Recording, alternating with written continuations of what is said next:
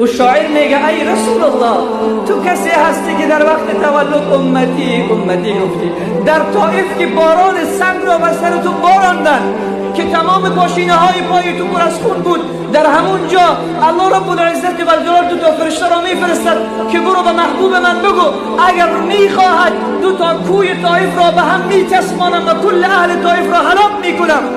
رسول الله صلی الله علیه و سلم وقتی به محضرش میآید، او خود محبوب است دیگه، او خود دوست داره این امت را. چی میگه؟ میگه نه، شاید این امت من نمیفهمند، شاید ایمان بیاورد، یا شاید از فرزندان اینها کسی باشد که ایمان بیاورد. و امین رسول الله صلی الله علیه و سلم در غزوه احد دندان مبارکش شهید کردن، همونجا امتی امتی امتی میگه. وقتی در معراج میبرد رسول الله صلی الله علیه و سلم را، رسول الله به جنت داخل میشود، اون حشم و